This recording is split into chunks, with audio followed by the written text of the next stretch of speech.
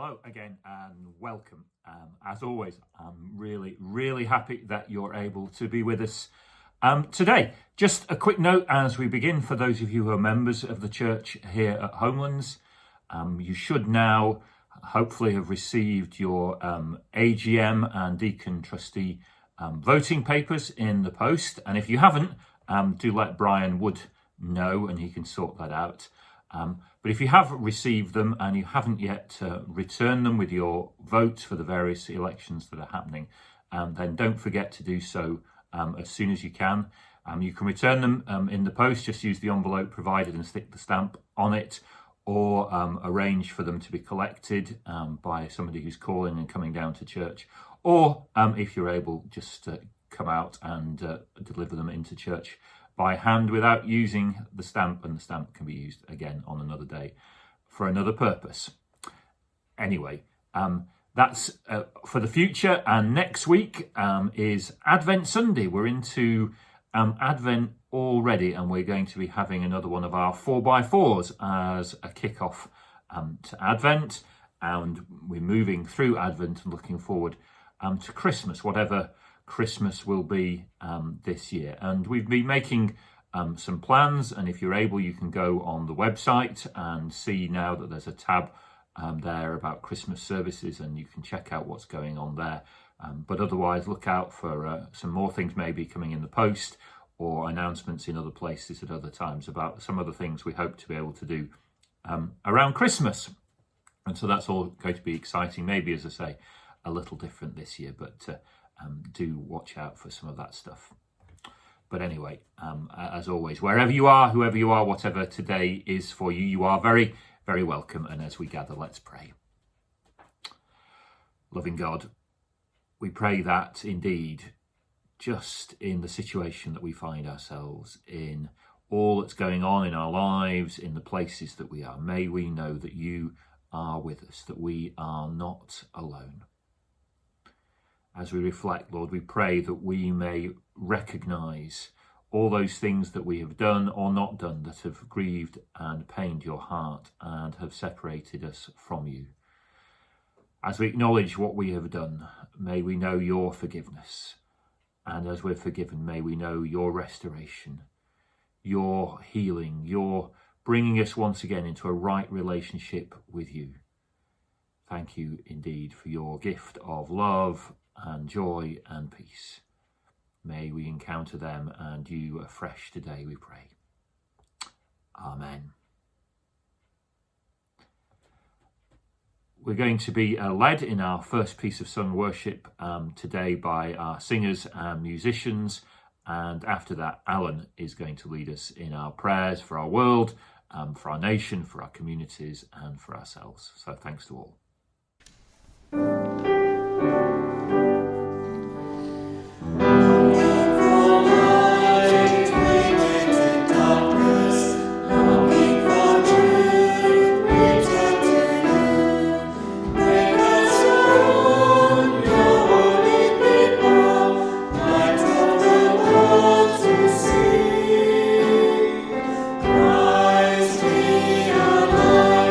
Shine in our hearts.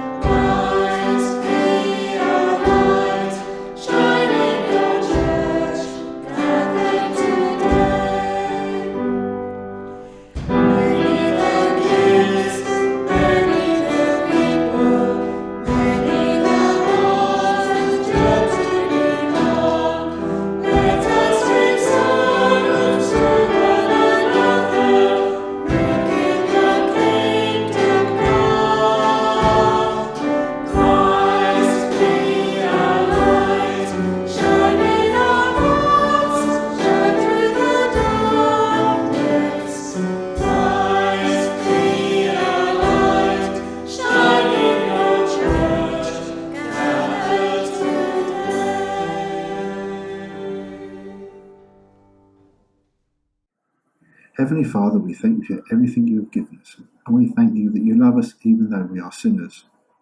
Today we would like to pray for the COVID-19 pandemic, and that the scientists who are developing vaccines will quickly come to the conclusion that they are safe for everybody.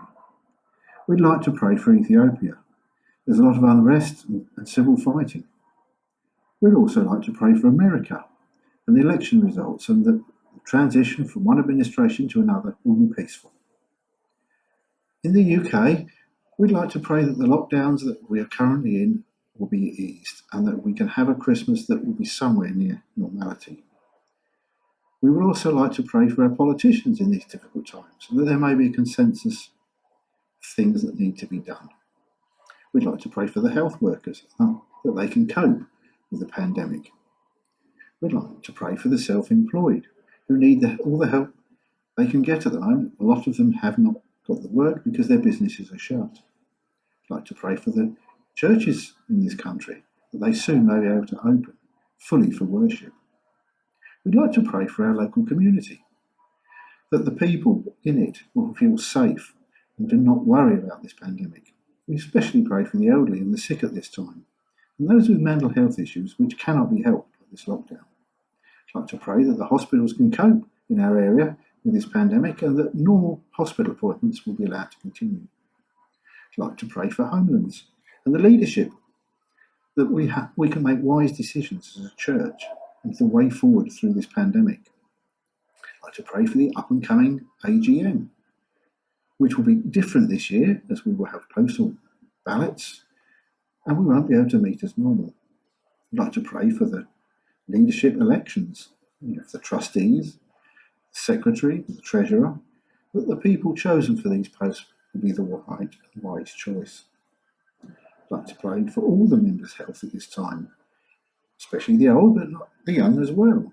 And for those families where they have children at university or are not with them at this time, pray for them. And I'd like to pray for the way forward for our church, so we can know when we can open up safely for everybody. So I'd like to bring our prayers to a conclusion and just thank you, Lord, for everything you do for us. Amen. Thank you very much, Alan, and thanks indeed to the musicians and singers for their contribution this morning.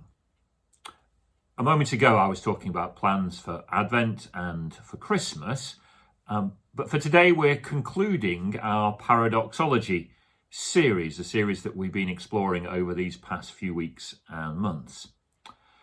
I haven't got a new paradox, a new tension or question for us today, but before moving on, I wanted us to pause and to take stock.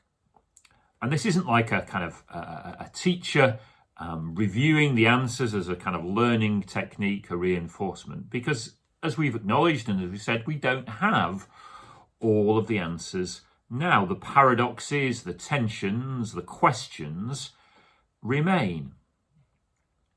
At the end of the book, Paradoxology, Krish Kandaya, the author, talks about a period of waiting, of knowing that the knowledge of the nature of God will remain incomplete until God comes again in glory, making a new heaven and a new earth.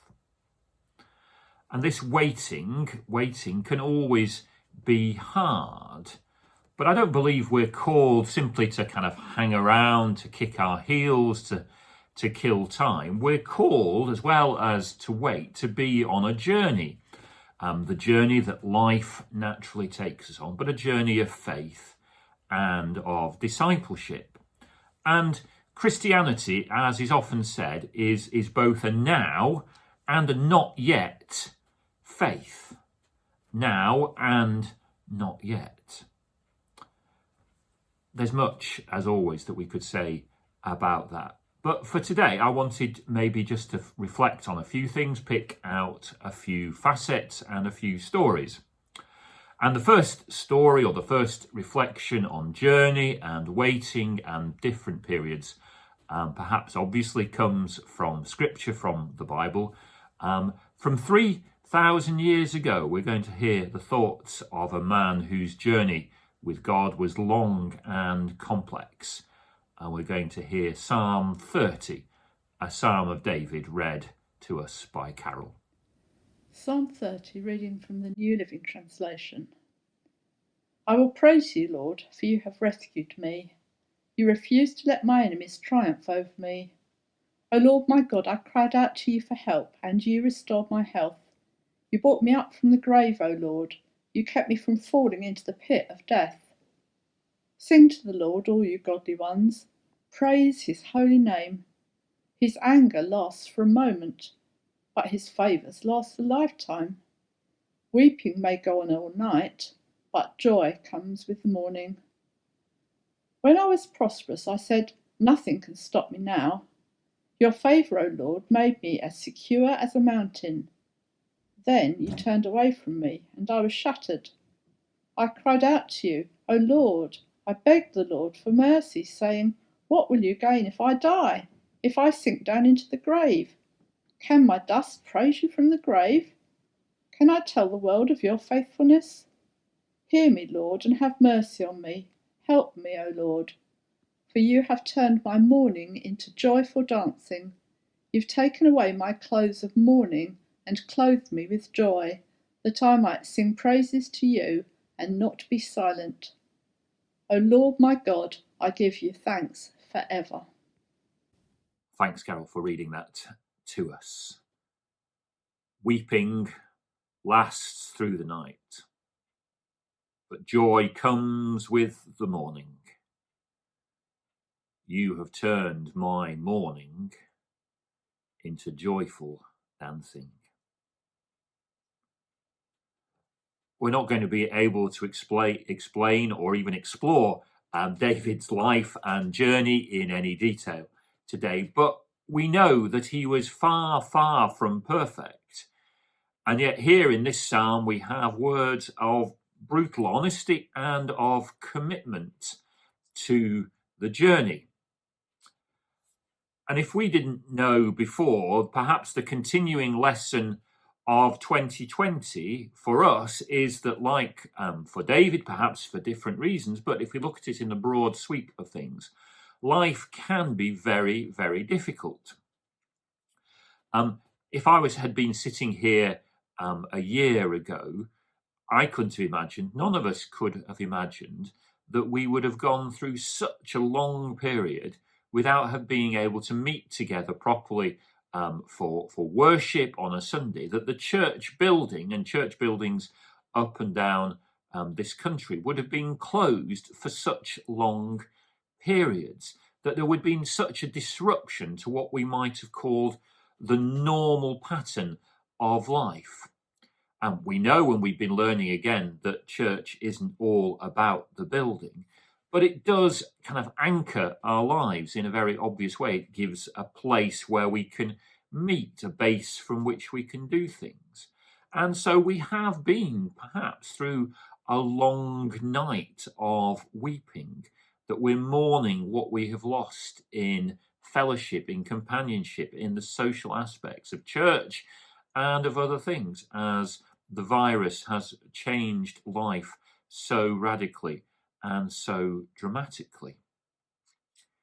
And undoubtedly, we're still in this night, the difficult night of the virus, but perhaps there are chinks of light appearing, vague hues of dawn on the horizon.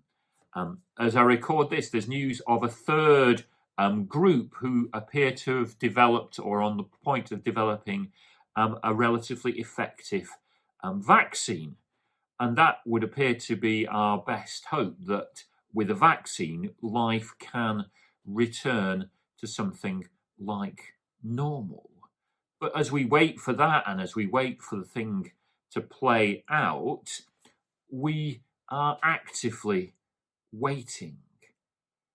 Today, if you're watching this on the Sunday, is the last Sunday of the church year, because traditionally the church year begins with the first Sunday of Advent, which is next week. So it's a moment, perhaps, just to pause and to take stock, even though we're still in the middle of a very difficult period for us as individuals and as a church. It's too early, perhaps, to start drawing huge lessons. It's very difficult when we're in the middle of stuff to kind of sit back and reflect.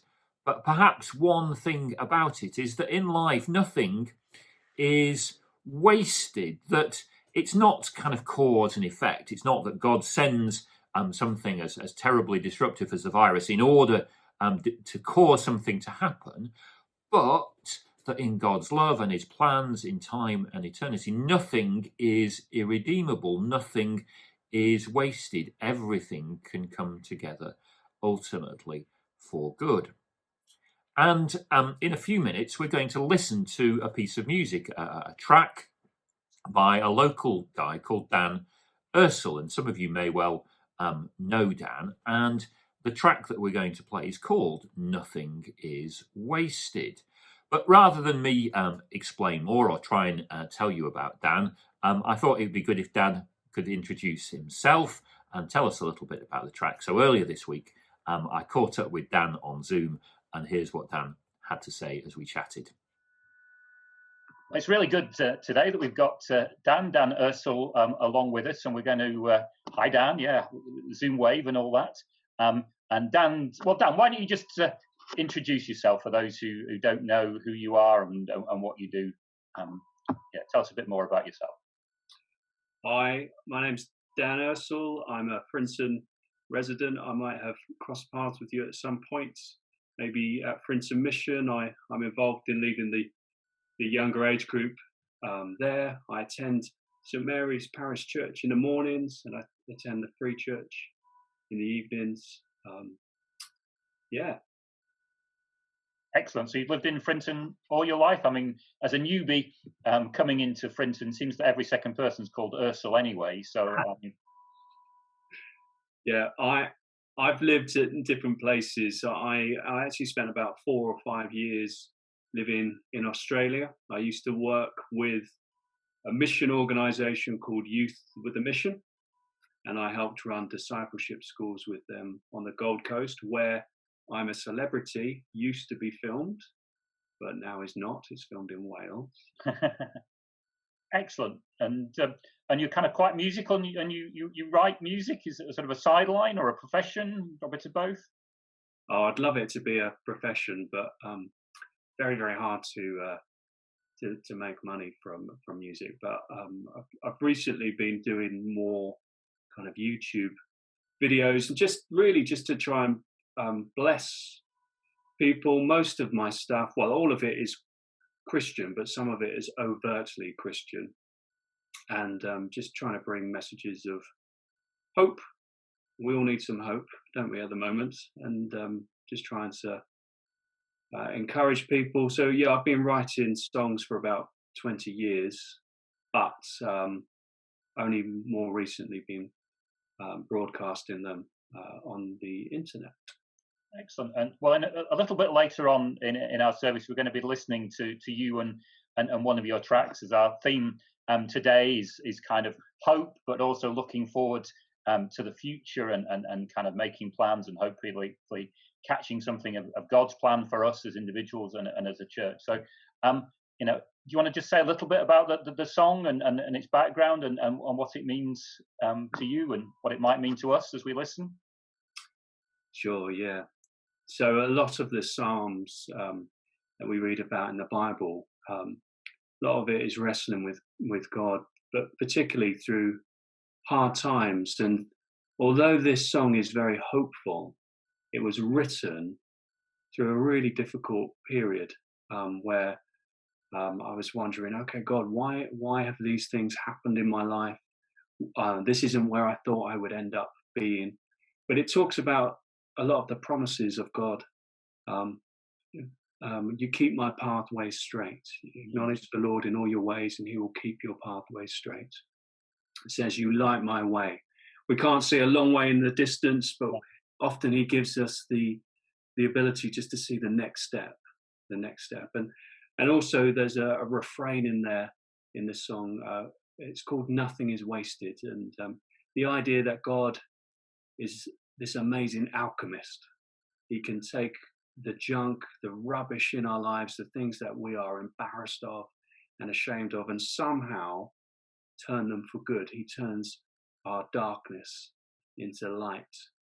And even I know a few weeks ago, Homelands was looking at the story of the feeding of the 5,000, and it's an amazing story. But right at the end, what does Jesus do? He gets the disciples to go around picking up all of the pieces. Nothing is wasted. No. And this characteristic of God saying, "Don't worry, it might not be what you expected it to look like, but I'm going to redeem situations that seem lost." So those are kind of some of the promises that I've had to cling on to, particularly in the last year as well. I'm sure we all have, where things haven't gone to plan, but just trusting in a good God that can redeem situations. Awesome. Well, as I say, we'll listen to that a little bit later on in our service. But I know you're a busy guy, so I'll let you go now. But as you go, if folk have been inspired and enjoyed and been blessed by your music, is there a way they can kind of listen to more of it, or kind of listen to more? That's probably what I'm looking for. Yeah, there's a variety of songs. If you search for Jacoby, hopefully it will come up at the bottom of the screen. Jacoby, Above and Beyond. That's the name of my latest album. You can search that on YouTube or just on the internet. It's also available on iTunes and Spotify. Jacoby, Above and Beyond. Awesome, excellent. Oh well, I'm sure a number of us will do that. And but for now, thanks for taking the time to join us, and appreciate your willingness to allow us to use your music in our worship this morning. And every blessing, and take care of yourself, and God bless. Thanks so much. God bless. Well, we're grateful to Dan for joining us, and we are going to listen to his track later on. And as was mentioned before, full details of where you can get more of Dan's material and know more about him will be in the description here, and maybe will be coming up on screen shortly as well. Well, that was a bit about Dan and his journey, and I had hoped this week that we could have had Krish Kandaya join us as well over Zoom, but unfortunately that hasn't been possible. But it's worth mentioning at this stage perhaps that Krish wrote the book Paradoxology 5 or 6 years ago, and at the time he was president of the London School of Theology, formerly London Bible College, and was doing quite a lot of academic work and working with a number of agencies as a kind of professional theologian, for want of a better word. But actually, Krish's journey from Paradoxology took him into a very different place. He gave it up, or at least it didn't, this kind of theological career, he didn't pursue that with as much vigour as he might have done, but he kind of pushed it to the side or gave it up in order to become the founding director of a small charity called Home for Good. Krish and his wife had been fostering children for a while, and he felt called to really kind of drive his passion for fostering into the public space by founding this charity, Home for Good, to highlight the opportunities for fostering, but also the work that kind of activity can do. And I know a number of you have been involved in that in the past, and what a fantastic gift that has been to so many people. So Krish's journey took him perhaps in an unexpected place as well, away from paradoxology, away from kind of theology directly, into more applied stuff, journeying with those who might otherwise have found life very difficult as foster parents, and encouraging others, giving others the space to discover that gift for themselves. So again, if you have the opportunity, I'd encourage you to go and look for some of Krish's other writings and some of his work in the charity Home for Good. And we could go on, that you perhaps yourselves have personal stories or know of stories of yourself of how life journeys have taken people from weeping into joy, how a difficult night has cleared and the sun has risen, literally or metaphorically, and morning has become a time of joy and dancing. I said earlier, it's hard perhaps when you're in the middle of a season of challenge or difficulty to kind of focus on what the morning might bring.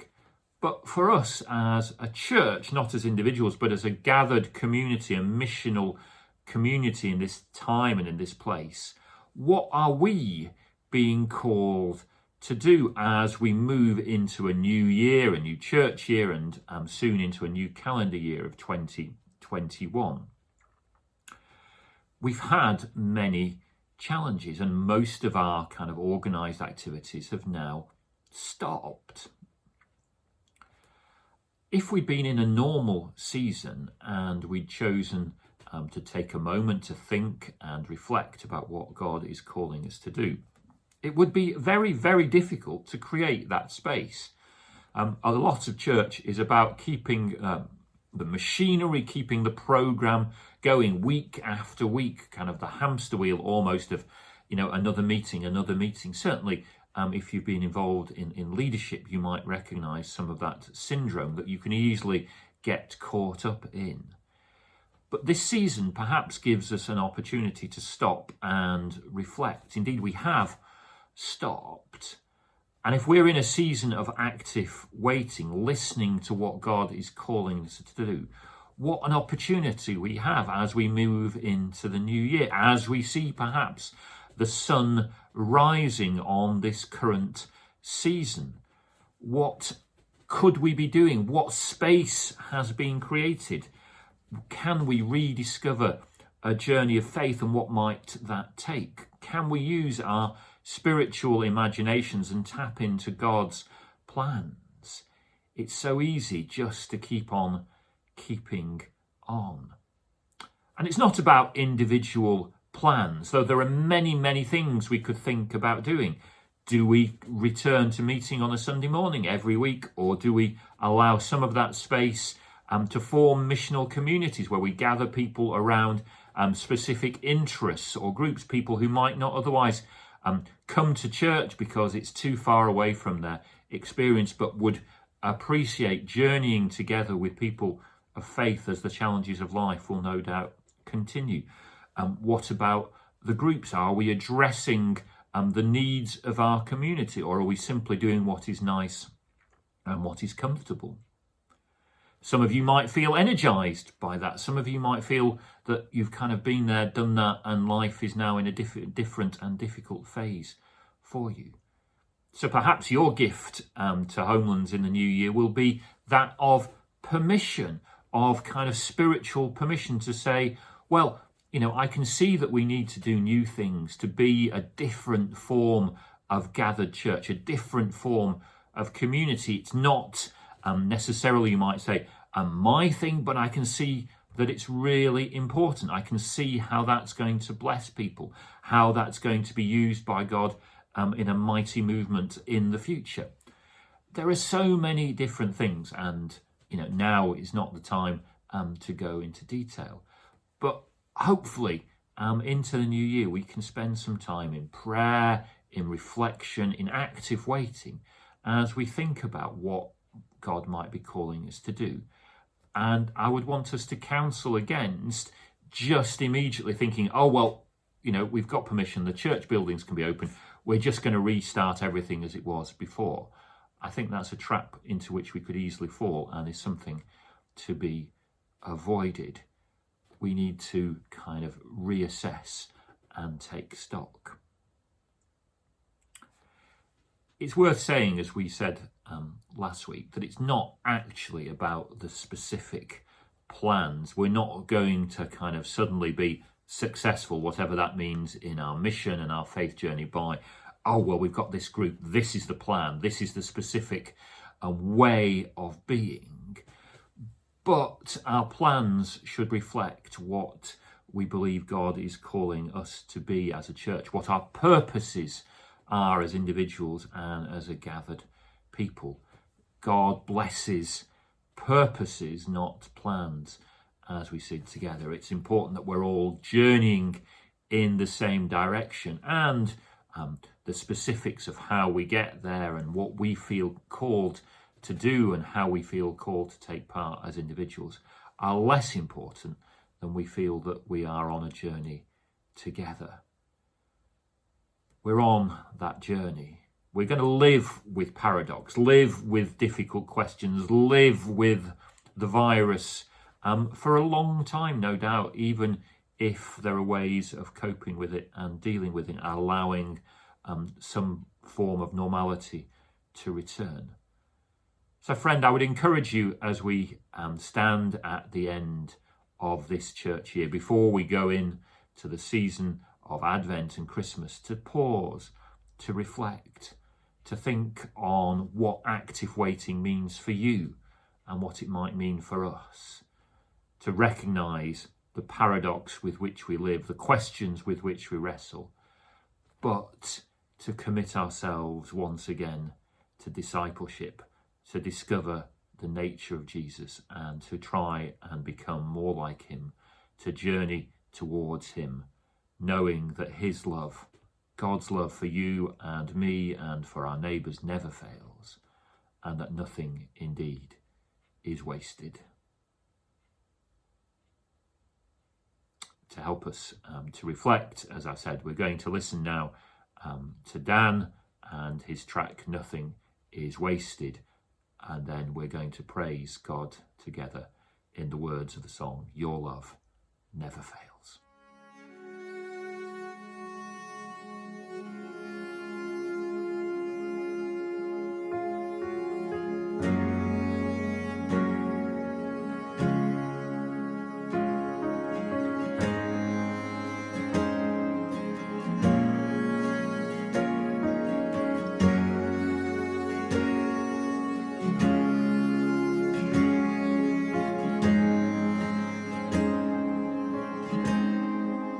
You keep my pathway straight. You light my way. You heal my pain in your time.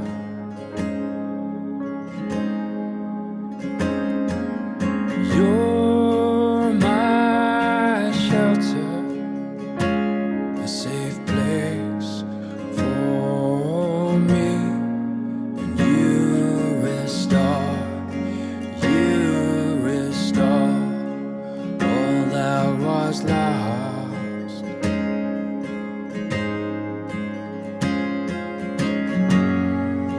Nothing is wasted,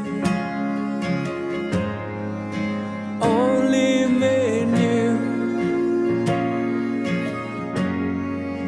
Nothing is wasted with you. Oh, nothing is wasted, only made new. You take the song and cover the seed for your good. You keep my pathway straight. You light my way. You heal my pain in your time.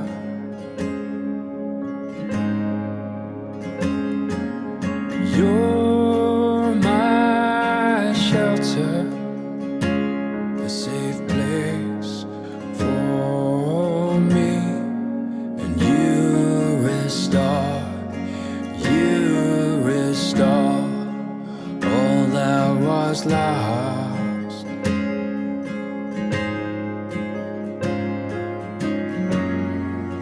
Nothing is wasted, only made new. Nothing is wasted with you. Oh,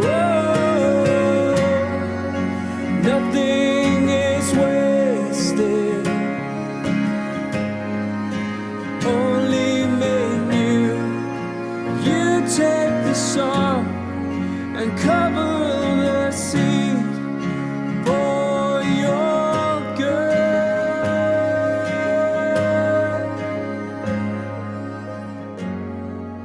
Nothing is wasted, only made new.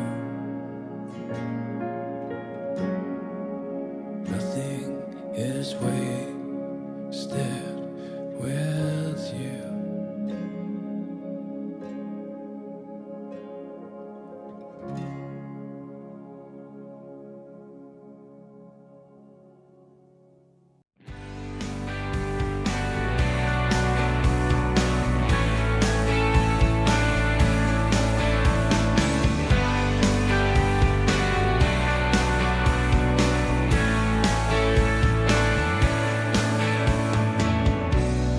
Nothing can separate. Even if I ran away, your love never fails.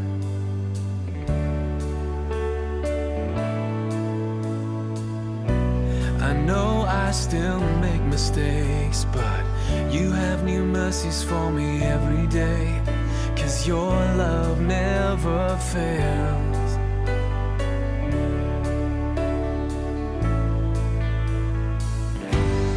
You stay the same through the ages. Your love never changes. There may be pain in the night, but joy comes in the morning.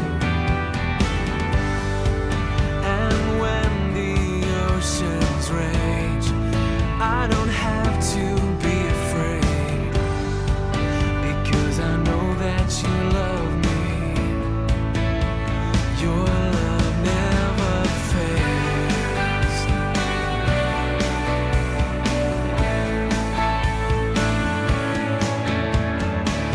The wind is strong and the water's deep, but I'm not alone here in these open seas, 'cause your love never fails.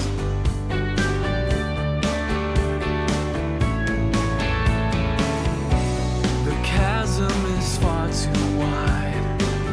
I never thought I'd reach the other side, but your love never fails.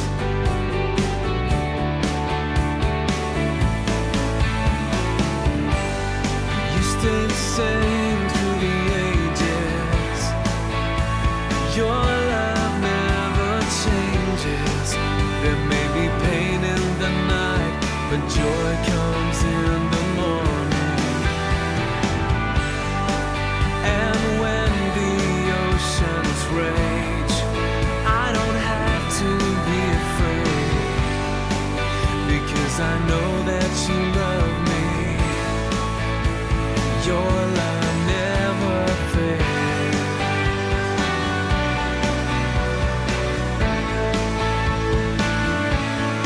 You make all things work together for my good. You make all things work together for my good. You make all things work together for my good. You make all things work together for my good. You stay the same through the ages. Your love never changes. There may be pain in the night, but joy comes in the morning.